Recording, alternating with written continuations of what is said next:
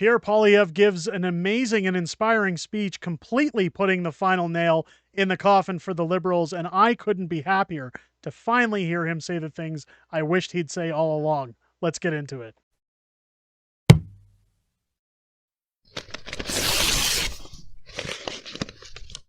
Oh, yeah!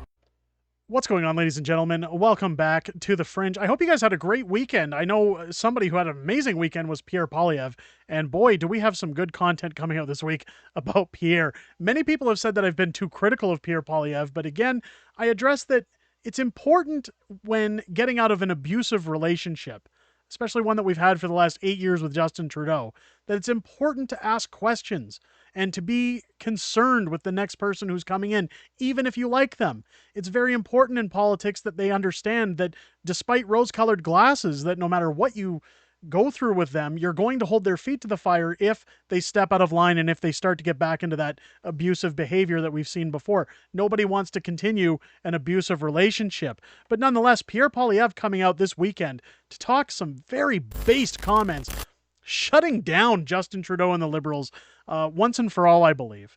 I think that Pierre Poilievre makes a great statement here in this video, as well as another one we're going to touch base on. But I wanted to talk about what he has to say in this video, so let's take a listen, and then we're going to get to it. Hold on one second here. Let's play this clip here, folks. The times in our history where we have made mistakes and where we have done wrong has been when the government has become too powerful and has taken away the freedom and the autonomy of the people. In every instance, all the historical wrongs in our history are the result of government using excessive force and power over the population. But when we talk about excessive force and power over the population, anybody remember the Emergencies Act? The Emergencies Act that Pierre was touting has now been deemed illegal. The government never met the threshold, and of course, the government not afraid to spend millions of taxpayers' dollars appealing that decision by taking their jackboots and stomping on old ladies with horses, shooting reporters with tear gas. Pierre finally speaking up about the government taking too much power, but let's hear his solution to that problem. restoring freedom, we allow each individual, each group, each family, each community to live the lives that they choose to live. And in so doing, there's no reason to fight because everyone can do what they believe right. My purpose in politics is not to take power, but to give it back. To have a small government with big citizens. To have a government, if I were to start a new political party from scratch, it would be called the Mind Your Own Damn Business Party. Yes. Where the government does its job, which is to provide roads and schools and hospitals and national security, protect the environment, and then let people live their lives, make their own decisions, think their own thoughts, spend their own money, worship God in their own way, express their own values with their own words. I am not here to run your life. I'm not even here to run a country. I'm here to run a government that does a few things well rather than a lot of things poorly and allows free people to live and prosper and fulfill their full potential. That is my purpose. Let's make it happen. Let's bring it home. I don't know where I've heard a more based statement than that. The Mind Your Own Damn Business Party.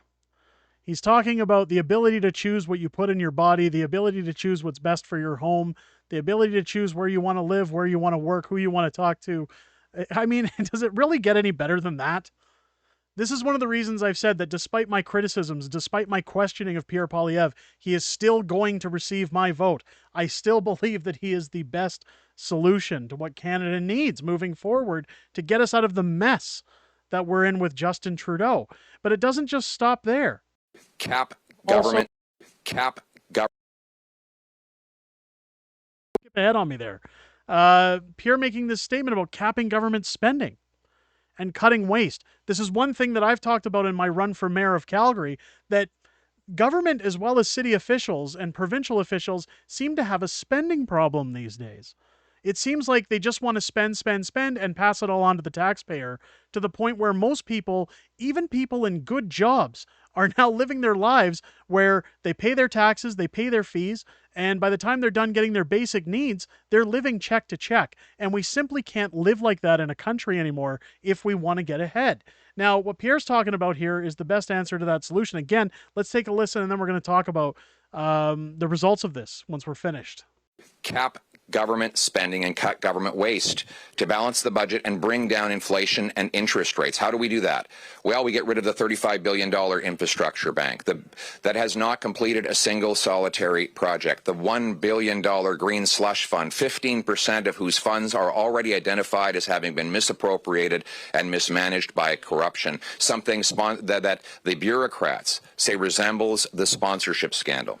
We'll get rid of the $54 million ArriveCan app. We'll cut back on the $21 billion of external consultants. That works out to $1,400 in taxes for every family in Canada just to pay for external consultants, 100% increase in 8 years. We will get rid of that waste, and we will bring the work inside the bureaucracy at a lower price to Canadians. We will bring in government spending and putting an end to waste. I mean, when you look at times where the Liberal Party's starting to show its insecurities and they're starting to show that they're in panic mode because Justin Trudeau and Jagmeet Singh are finally ready after 8 years to head to the table and talk about electoral reform. Now, is it any surprise they want to talk electoral reform at a time when Justin's numbers are at the lowest they've ever been, to the point where the Liberal Party is going to be basically non-existent by the end of our next election? I mean, I really don't think that, unless there's a very high degree of tomfoolery going on in our next election, that there's no way at this point Pierre Poilievre loses that election.